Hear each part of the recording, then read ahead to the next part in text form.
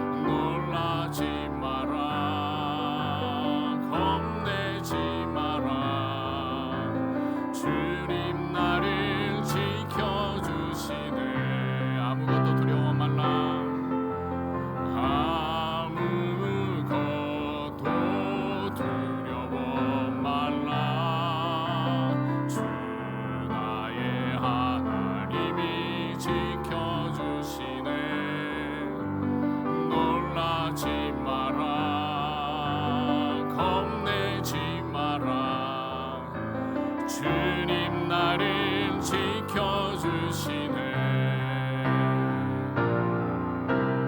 내 맘이 힘에 겨워 지칠지라도 주님 나를 지켜주시네. 세상의 험한 풍파 몰아칠 때도 나를 지켜주시네. 주님은 나의 산성, 주님은 나의 요새, 주님은 나의 소망,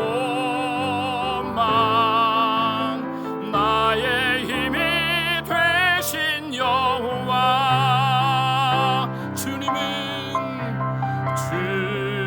주님은 나의 산성, 주님은 나의 요새, 주님은 나의 소망, 나의 힘이 되신 여호와.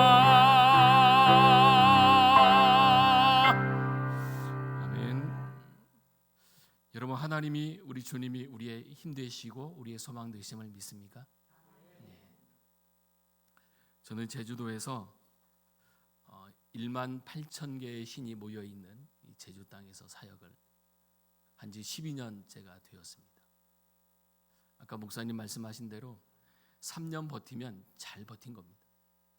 그리고 3년을 버티면 6년을 버티고요, 6년을 버티면 12년을 버틴다라는 말이 있거든요. 제가 올해 12년째입니다. 잘 버텼죠? 예. 그 버틸 수 있었던 힘은 하나님이 나와 함께 하신다라는 그 믿음이 제게 있었기 때문이고요. 또 저를 위해서 늘 기도해 주시는 저희 장모님, 그리고 저희 처의 큰 오빠 되시는 우리 권순택 장로님, 이남희 권사님, 그리고 모든 가족들이 저를 위해 기도해 주시기 때문에 제가 잘 버티고 있다라고 믿습니다. 저는 제주에서 마을 사역을 하고 있습니다. 마을 사역 중에 한 가지가 노인정을 찾아가서 트로트 봉사를 하고 있습니다. 목사가 감히 트로트를? 저 트로트 너무 좋아해요. 내 나이가 어때서 예수 믿기 딱 좋은 나이인데. 여러분 맞지 않습니까? 한 30년이 지나면 우리 찬송가 안에 야야야 내 나이가 어때서 라는 찬송곡이 들어오지 않을까 싶습니다. 그리고 카페를 운영하고 있습니다. 카페에서 제가 쌀빵을 만들고 있고요, 과자를 만들고 커피를 볶고 또한 팔고, 그리고 그것에서 얻어지는 수입은 제가 갖지 않습니다. 교회가 갖지도 않고요, 미혼모 자녀들하고 그리고 캄보디아, 케냐, 우간다에 다 선교비로 지출을 하고 있습니다. 또한 그곳에서 일하시는 모든 분들은 월급이 없습니다. 하루 한 끼 밥 먹여줍니다. 대신요. 그러면서 하는 일이 있습니다. 예수를 전하는 거예요. 1만 8천 개의 신이 모여 있는 이 제주 땅에 복음을 전하고, 또한 열방에 복음을 전하기 위해서 세워진 카페가 저희가 운영하고 있는 카페고요. 또한 그 일을 제가 아주 작게나마 또한 감당하고, 저희 교회 성도들이 또한 그 일을 함께 한 마음으로 감당하고 있습니다. 여러분들에게 한 가지 질문 해보겠습니다. 여러분들은 예수님을 어떻게 소개하고 있습니까? 누군가가 여러분에게 예수님이 누구입니까? 라고 물으면 여러분은 예수님 이런 분입니다. 어떻게 소개할 수 있을까요? 대답을 잘 하시는 분에게는 제가 저희 카페에서 20년 동안 커피를 무상으로 드실 수 있는, 제주까지 와서 드실 수 있는 커피 교환권을 드리겠습니다. 여러분은 예수님을 어떻게 소개합니까? 여러분, 예수를 소개하면 주위 분들이 여러분에게 욕을 합니까? 아니면 소개한다 해서 여러분을 왕따시킵니까? 자, 여러분, 예수 믿지 않는 사람에게 예수님을 어떻게 소개할 수 있을까요?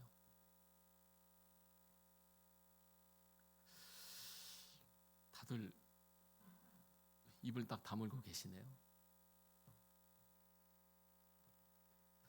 제가 처음에 제주에 가서 예수를 소개했더니 저보고 거지 목사라는 별명을 붙여줬습니다.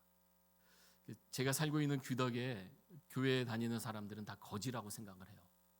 그 사람들이, 그 교회에 모여 있는 사람들은 다 거렁뱅이고 거지고, 그리고 저는 거지 대장입니다. 그런 사람이 예수를 소개하니 이 사람들이 듣겠습니까? 듣지 않기 때문에 한 일이 노인정에 가서 식판을 닦고 또 음식을 설거지를 하고, 그리고 나서 한 일이 트로트 봉사였습니다. 그리고 성탄절에 이분들을 교회로 초청하는 일을 제가 했어요. 했더니 처음에는 한 40명, 그리고 그 다음에는 80명. 성탄절에만 교회에 오세요. 근데 성탄절에 교회에 와서 이분들이 예수에 대해서 알고만 가도 저는 이것은 됐다고 생각합니다. 이분들은 생활 속에 예수 믿는 사람들은 거지가 아니구나. 저 사람들이 모여있는 이 귀덕교회라는 공동체는 거지가 모여있는 공동체가 아니구나라는 것을 이들이 알고만 갈 수 있다면 저는 그것으로 족하다라고 생각합니다. 자, 여러분들은 예수님을 어떻게 소개합니까? 저는 삶 속에서 생활을 통해서 소개하고 있습니다. 예수님은 여러분과 함께 할 수 있는 분이다. 예수님은 여러분에게 사랑을 주시는 분이시고 여러분에게 구원을 허락해 주시는 분이시다.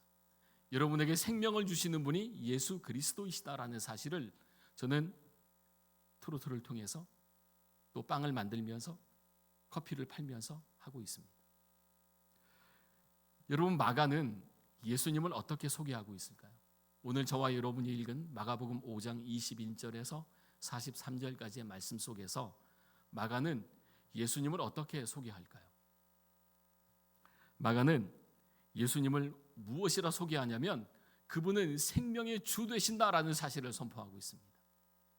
우리는 그저 회당장 야이로의 딸을 고쳐주시고 아니면 혈류병 걸렸던 그 여인을 고치는 이 사건에만 중심을 두고 있지만 마가의 분명한 의도는요, 생명의 주 예수 그리스도를 말하고자 함에 있다라는 것을 우리는 분명히 알 필요가 있어요. 우리는 그 사건은 생각하지 않습니다. 그 내용은 생각하지 않고 그냥 예수님께서 이런 이적을 행하셔서 여기에만 집중하죠. 예수님은 분명히 생명의 주 되십니다. 그 생명의 주 되심을 누구를 통해 보여주고 있냐면 회당장 야이로의 딸을 살리시는 그 사건을 통해서, 그리고 혈류병 앓고 있던 그 여인을 통해서 분명히 증명하세요.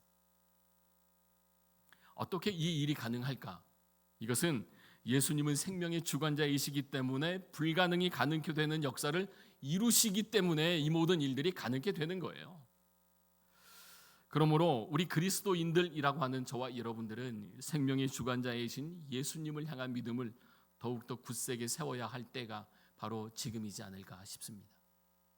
코로나 이후에 교회들마다 빈자리가 굉장히 많아졌어요. 제가 사역했던 교회도요, 12년 전만 해도 6천 명 가까이 모였던 교회가 이제는 반토막이 났습니다. 제가 서울에 사역했던 교회 또한 한 600명 모였던 교회가 이제는 250명이 모인대요. 왜 그럴까? 왜 그럴까요? 예수 그리스도를 향한 믿음을 굳게 세우지 않았기 때문에 그렇습니다. 우리 또한 마찬가지예요. 지금은 이곳에 나와서 앉아 있지만 우리가 어느 날 우리의 믿음이 바로 세워져 있지 않은 그때에는 우리 또한 내가 앉아 있는 그 자리에 앉아 있지 않을 수도 있습니다. 교회 안티 세력이 될 수도 있죠. 예수님을 등지는 자가 될 수도 있을 겁니다. 자, 우리가 생명의 주관자이신 예수님을 믿으면 어떤 일이 일어나게 되어질까요? 어떤 일이 일어나냐면 근심이 사라집니다. 염려가 사라져요. 아까 우리 목사님 저희 교회가 건축 중에 있다라고 하셨습니다. 저희 교회 건축이 현재 중단되어져 있어요. 그러면 근심하고 걱정해야 함이 맞습니다. 오히려 저희 교인들이 하는 얘기가 목사님은 점점 더 얼굴이 좋아집수다. 얼굴이 점점 더 좋아진대요. 저는 더 잘 먹고 있습니다. 더 잘 자고 있고요. 더 기도하고 있습니다. 어떤 분들은 금식하며 기도하는데 금식하며 기도하면 힘 빠지지 않습니까? 잘 먹고 잘 쉬고 또한 잘 기도하면 저는 그게 더 하나님의 영광을 나타낼 수 있다라고 믿습니다. 근심이 사라집니다. 염려가 사라지고요. 두려움이 사라지고요. 걱정도 사라져요. 오히려 더 평안해집니다. 오히려 더 감사가 넘치고요. 오히려 더 기뻐합니다. 저는 여러분들의 삶이 이와 같은 삶이 되었으면 좋겠습니다. 왜요? 내 안에 주가 계시니까. 오늘 본문을 저와 여러분이 함께 읽었는데 본문에 보시면 예수님이 바닷가에 계실 때 회당장 야이로가 예수님을 찾아왔습니다. 그냥 찾아온 게 아니에요. 다급해서 찾아왔습니다. 딸이 너무 아파요. 그리고 아주 간절한 마음으로 예수님 발 앞에 엎드렸습니다. 여러분 자녀가 아파 본 적이 있습니까? 아파 본 적이 있어요? 예, 이 자녀가 시한부입니다라는 판정을 받은 적이 있습니까? 아마 그런 분은 별로 안 계실 거예요. 근데 제가 아는 분 중에 이런 판정을 받은 분이 계세요. 목사님이십니다. 자녀를 5을 낳았는데 5 전부 다 암이에요. 그러니 목사님의 마음이 얼마나 힘들었을까요? 그럼에도 불구하고 목사님은 낙심하지 않더라고요. 그런데 이 회당장 야이로에게는요, 이 딸로 인한 낙심이 있어요. 그래서 간절한 마음으로 예수님 발 앞에 찾아와서 엎드립니다. 여러분 22절 23절에 그 내용이 있는데요. 놀라운 것은 그냥 엎드리지 않습니다. 예수님 앞에 나와서 딸을 위한 안수기도를 부탁해요. 그냥 나온 게 아닙니다. 예수님, 내 딸에게 안수기도 한번 해주십시오라는 간청을 하고 있습니다. 그런데 여러분 그 직분이 무엇인가를 밝히고 있지 않습니까? 마가가요. 그 직분은 회당장이라고 밝혀요. 회당장은 당시 성읍의 7 지도자 중에 한 명이었습니다. 또한 당시 회당 관리자는 3명이 있었다고 그래요. 그 중에 한 명이었습니다. 그리고 회당장은 장로들이 모여서 일반 성도들 가운데서 뽑았던 사람인데 이렇게 회당장으로 뽑히면 어떤 일을 하게 되었냐면 회당 건물을 유지하고 또한 보수하고 또한 안식일 예배 성경을 봉독하는 그리고 기도하고 설교 담당자를 선정하는 그 일들을 누가 했냐면 당시에 회당장들이 했답니다. 그러니 교회 안에서는 유지 중에 유지였을 거예요. 지금으로 따지면요. 아마도 교회 밖에서는 많은 사람들에게 존경받았던 사람이 회당장이지 않았을까 싶습니다. 이처럼 유지 중에 유지였던 이 회당장이 이제는 자신의 신분을 다 내려놓아요. 누구 때문에요? 딸 때문에. 다 내려놓고 예수님께 간청하기를 주저하지 않습니다. 야이로가 이처럼 할 수 있었던 것은 딸을 살리는 것이 그에게는 가장 중요한 일이었을 겁니다. 죽어가는 딸을 살리는 것이 아버지 된 야이로에게는 가장 중요한 일이었던 거죠. 그래서 자신의 신분이나 다른 사람들의 시선을 중요하게 여기고 있지 않습니다. 그리고 이 회당장 야이로는 이제 누구에게만 집중하고 있냐면 예수님께만 집중해요. 지금까지는 자기 신분에만 집중하고 딸에게만 집중했던 이 회당장 야이로가 이제는 예수님께만 집중합니다. 야이로가 오직 예수님께 집중할 수 있었던 것은 절망의 순간에 예수님만이 딸을 살려주실 수 있다라고 하는 분명한 믿음을 이가 가졌기 때문에 가능하게 되었다라고 저는 믿습니다. 어떻게 이 믿음을 갖게 되었을까? 여러분, 우리도요, 문제를 가지고 생명의 주 되시는 예수님 앞으로 나아가야 될 줄로 믿습니다. 내가 예수 그리스도를 믿는다면 누군가를 의식하지 마세요. 내가 기도하면 누군가가 내 기도를 들어서 이상하게 생각할 것은 아닌가? 여러분 생각하지 마십시오. 우리는 누구만 바라보아야 하냐면 회당장 야이로가 오직 주님께만 집중했던 것처럼 우리 또한 주님께만 집중해야 됩니다. 그리고 가난한 심령으로 우리 주 예수 그리스도 앞으로 나아갈 때 놀라운 기적의 일들을 여러분의 삶의 가정에서 분명히 경험하게 되리라 믿습니다. 예수님이 야이로의 간청을 들으시고 그의 집으로 갑니다. 그리고 가는 도중에 큰 무리가 예수님을 둘러싸죠. 그리고 서로들 밀어대지 않았겠습니까? 왜냐? 예수님은 그 당시에 유명 인사였습니다. 여러분 지금 그 유명한 아이돌 하면 누구일까요? 예? BTS요? 여러분들 BTS 압니까? 그러면 여러분들에게 BTS는 누구일까요? 여러분들에게 BTS는 예수님밖에 없습니까? 요즘 많이 뜨고 있는 가수 있지 않습니까? 임영웅. 이 사람은 영웅이에요. 예. 아마 이분이 복음성가를 한번 부르면 난리가 나지 않을까. 예수님은 그 당시 임영웅급에 해당되는 사람이었습니다. 아니면 BTS급의 사람이었을 거예요.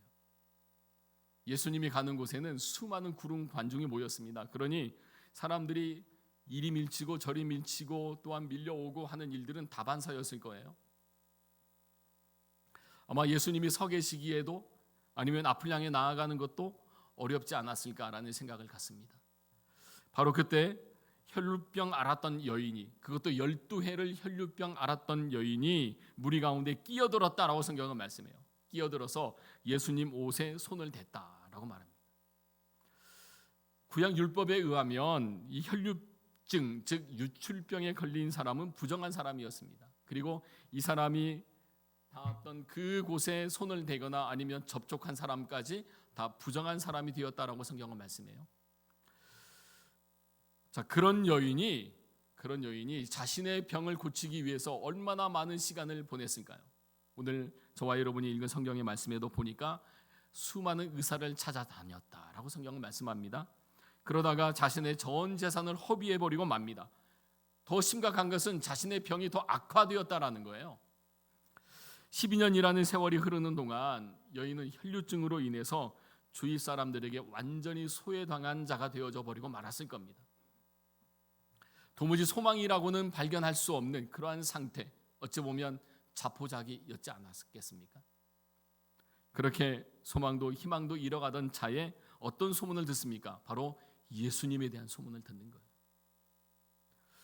여러분 27절 말씀에 어떤 말씀이 있습니까? 예수의 소문을 듣고 무리 가운데 끼어서 뒤로 와서 그의 옷에 손을 대니라고 말씀합니다.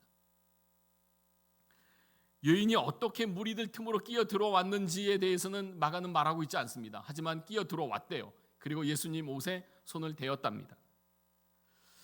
자, 여러분의 성경책 30절에 보면 어떤 문장이 있냐면 누가 내 옷에 손을 대었느냐라는 문장이 있습니다. 이 문장은 헬라어로 보셔야 함이 더 맞는데요. 헬라어로 된 문장을 해석해 보면 손을 그냥 대었다라는 문장의 말씀이 아닙니다. 누가 내 옷을 붙잡았느냐라는 말씀이에요. 예수님의 옷을 그냥 갖다 살짝 터치한 게 아니라는 겁니다. 예수님의 옷자락을 붙잡았다는 말입니다. 해석상의 차이가 있을 뿐이죠.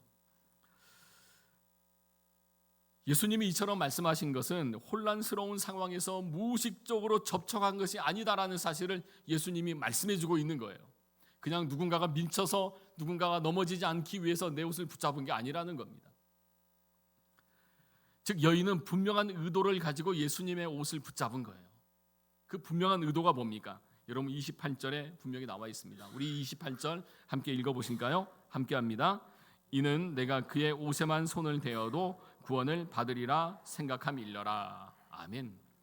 그의 옷에만 손을 대어도, 그의 옷만 붙잡아도 내가 구원을 받으리라, 나의 모든 병이 깨끗이 치유될 것이다 라고 하는 그 믿음이 있었기 때문에 그 수많은 무리들의 틈을 끼어 들어와서 예수님의 옷자락을 붙잡은 거예요.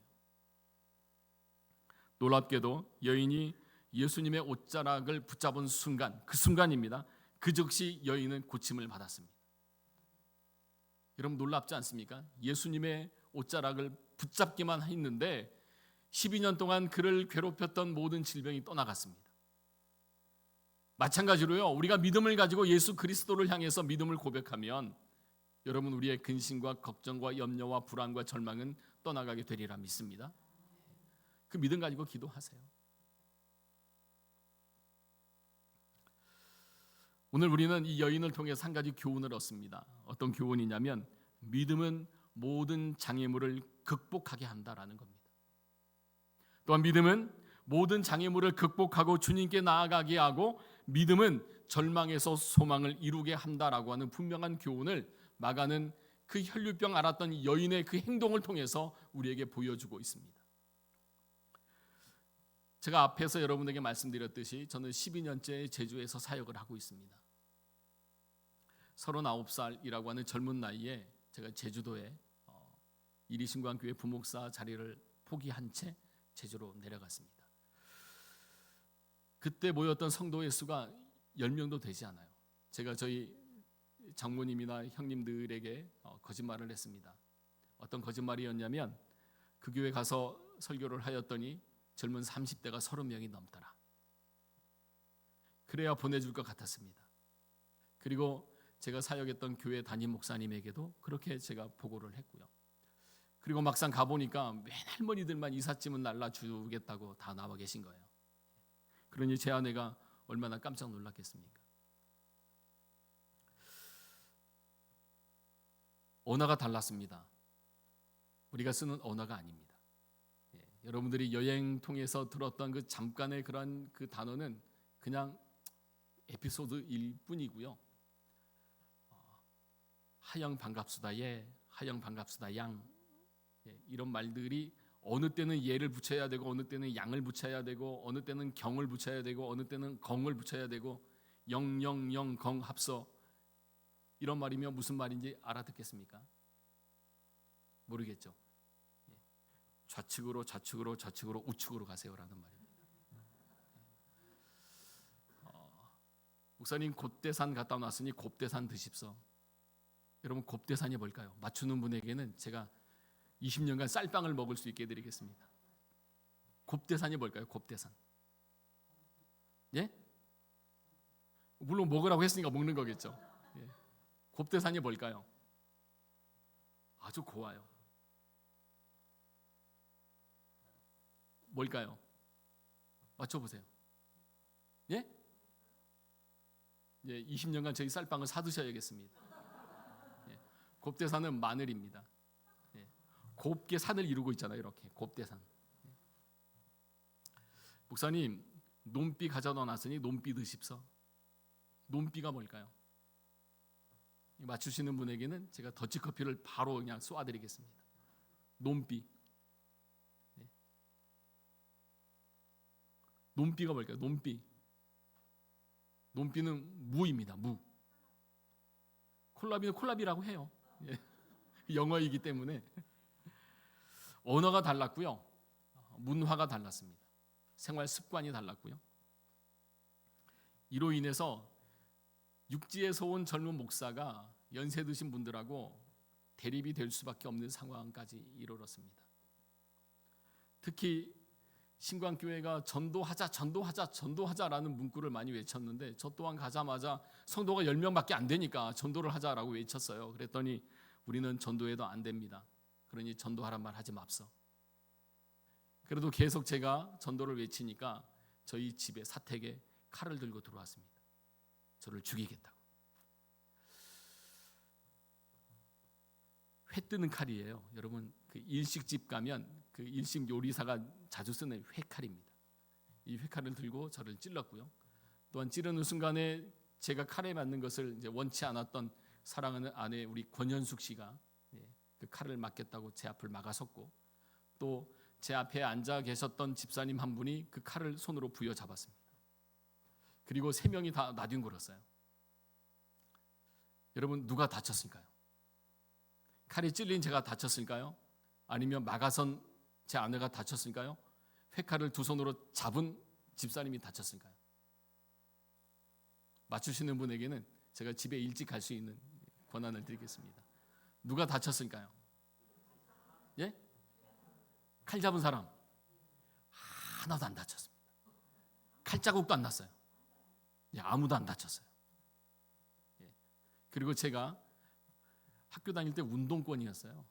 해서 제가 재합을 하고 제 아들이 이 집사님을 112에 신고해가지고 바로 이제 경찰에서 데리고 갔는데요.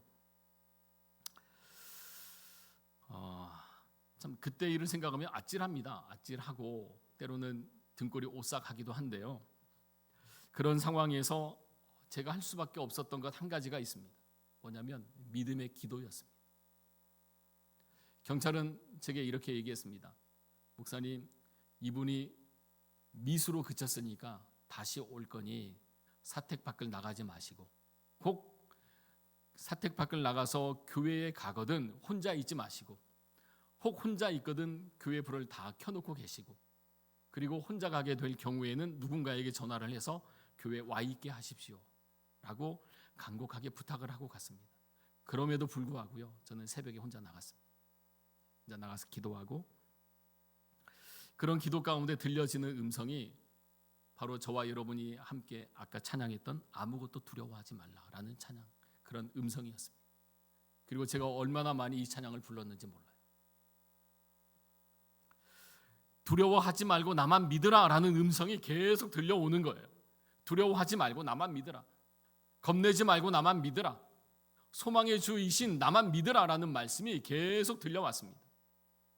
아마 이 음성이 들려오지 않았다면 저는 당장 짐을 쌌을 거예요. 젊은 혈기에 어찌 그냥 그대로 있었겠습니까? 들이받든지 아니면 짐을 싸든지 했겠죠. 저는 그 음성을 듣고 나서 더 크게 외쳤습니다. 그리고 10년째 저희가 예배 끝나고 항상 외치는 전도 구호가 있어요. 전도할 수 있다. 전도하면 된다. 전도하자. 라는 구호를 10년째 외치고 있습니다. 그렇게 전도를 외쳤더니 10명이 20명이 되고, 20명이 30명이 되고, 30명이 40명이 되는, 그리고 코로나 전까지 70명 가까이 모여서 예배하는 공동체가 되었었습니다. 그런데 야속하게 이 코로나는 육지에서 오신 모든 분들을 떠나게 만들었습니다. 고향 앞으로.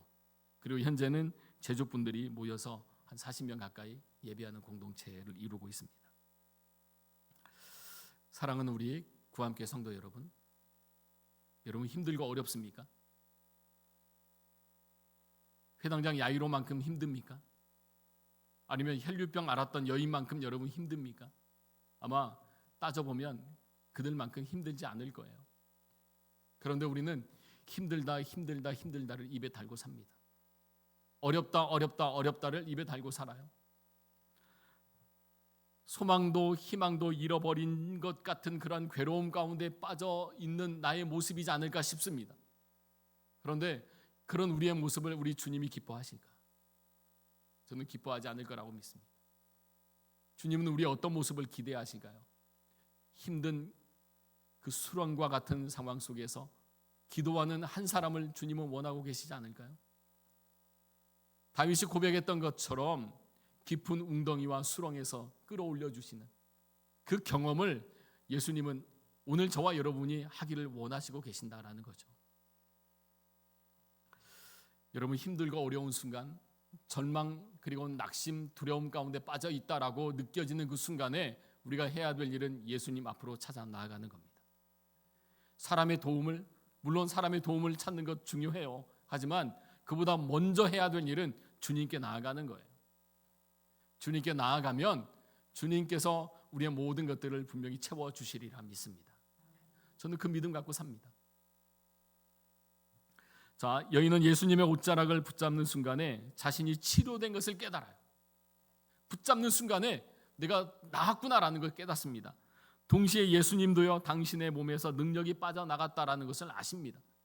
그래서 누가 당신의 옷에 손을 대었느냐라는 물음을 예수님께서 하고 있지 않습니까? 여러분, 여인은 부정한 자였습니다. 그녀의 몸에 닿았던 것에 접촉하는 자까지 부정한 자가 되어져 버리고 말았던 그러한 상황에 있었던 여인이었고 그러한 시대였습니다. 그런데 그녀가 예수님의 옷자락을 붙잡자 그녀의 부정함이 예수님께 옮겨가지 않았습니다. 오히려 예수님의 정결함이 그녀에게 전가되었어요. 그래서 그녀가 깨끗함을 입게 되었다라고 성경은 말씀하고 있지 않습니까? 예수님은 당신의 옷을 붙잡기만 해도 병이 나을 것이라고 믿고 그 믿음을 행동으로 옮긴 그녀를 무엇이라 말했을까요? 그녀를 향해서 여러분 34절 우리 함께 읽어보실까요? 34절 우리 함께 하겠습니다. 함께 하시죠. 예수께서 이르시되 딸아 내 믿음이 너를 구원하였으니 평안히 가라 내 병에서 놓여 건강할지어다. 아멘. 이처럼 부정한 여인이 정결하게 될 수 있었던 방법은 오직 한 가지입니다. 오직 예수님을 믿는 거였어요. 그냥 대충 믿는 게 아니었습니다. 형식적 믿음이 아니에요. 오직 예수를 믿는 그 믿음으로 나아가서 예수님을 붙잡았더니 이와 같은 놀라운 역사가 일어난 것입니다. 자, 그리고 이제 상황이 바뀌어요. 어떤 상황이 바뀌냐면 예수님께서 이와 같은 말씀을 하고 계신 때에 야이로 회당장의 집에서 사람들이 옵니다. 그 사람들이 와서 무엇이라 말씀하냐면 따님이 죽었습니다. 그러니 선생님께 더 이상 패끼칠 게 뭐가 있겠습니까? 라고 말합니다. 선생님을 괴롭게 하지 말라는 겁니다. 더 이상 선생님 집에 예수님이 오실 필요가 없다는 거죠. 이 말을 들은 야이로의 심정은 또 오죽했을까? 여러분, 제 아들이 겉으로 볼 때는 건장합니다. 아마 우리 장모님이 보셨을 때도 제 아들이 건장하거든요. 근데 약간의 장애가 있습니다. 병원에 가서 이 아들이 장애가 있습니다라는 소리를 듣는 순간에 가슴이 철렁했어요. 근데 걷는데 뛰는데 아무 문제 없어요. 근데 장애가 있답니다. 먹는데 장애 문제도 없고요. 생각하고 학교 다니고 하는데 아무런 장애가 없어요. 근데 군대는 못 간대요. 현역으로는 못 가서 지금 집에서 출퇴근하는 옛날로 말하면 방위죠. 돈 받는 방위의 일을 열심히 하고 있습니다. 제 아들은 겉으로 볼 땐 정상이에요. 근데 이 아들이 장애가 있습니다라는 그 판정을 아기 때 듣는 순간에 미안했습니다. 그런데 여러분, 회당장 야이로의 딸은 아팠다가 이제 죽었답니다. 그러니 그 마음이 오죽했을까요?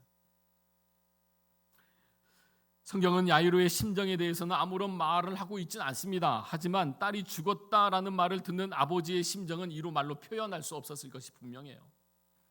저는 예수님께서 야이로의 표정과 심정을 헤아려 보셨다라고 믿습니다. 그렇기에 예수님은 36절을 통해서 야이로에게 무슨 말씀을 해주고 계시냐면 두려워하지 말고 믿기만 하라라는 말씀을 하고 있습니다. 저는 이 말씀을 어떤 말씀으로 받았냐면 도전의 말씀으로 받았습니다. 예수님은 야이로에게 도전장을 주고 있는 거예요. 믿음의 도전장입니다.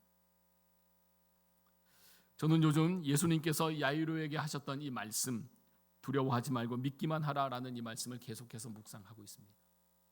그 어떤 때보다도 더 이 말씀을 묵상해요. 앞에서 말씀드렸지만 현재 교회가 건축 중단 중에 있습니다. 현재로서는요, 소망도 없어요.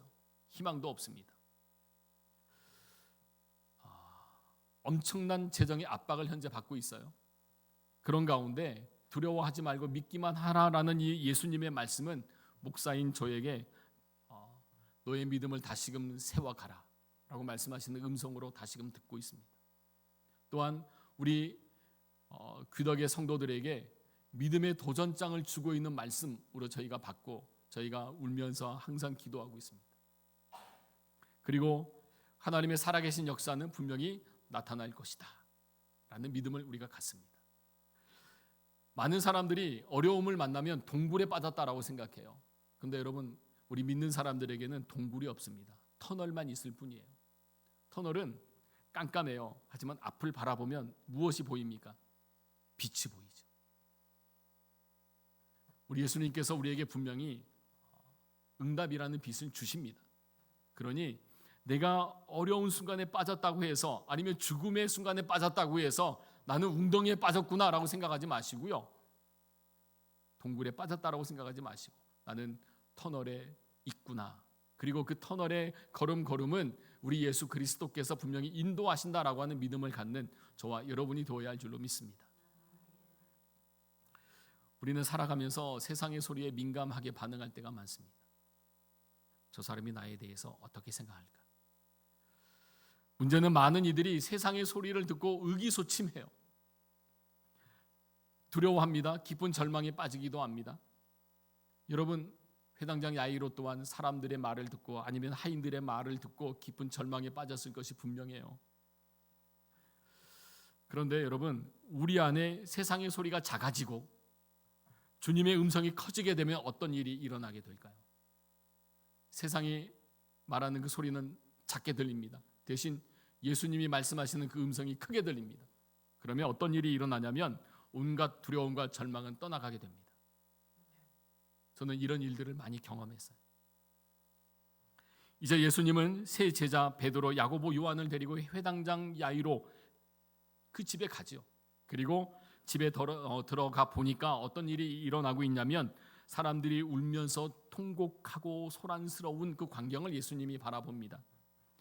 예수님께서는 이 상황을 보시고 너희가 어찌하여 떠들며 우느냐, 이 아이가 죽은 것이 아니라 잔다라고 말씀하고 있지 않습니까?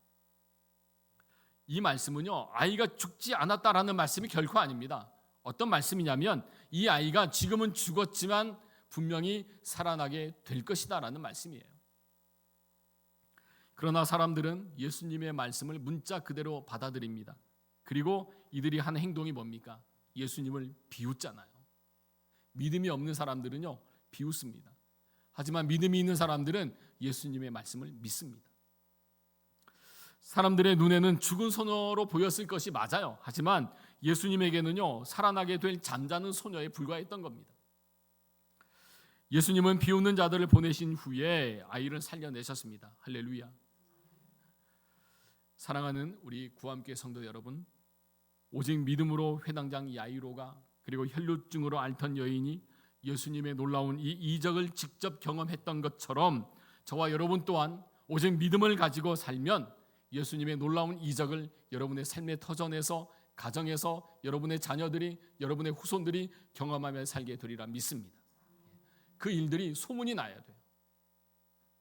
구함교회에 모여있는 이들이 모여서 예수 그리스도를 높이고 또 믿음 가운데 기도하며 살았더니 기적을 맛보았더라라는 이 소문들이 이 동네에 나야 됩니다.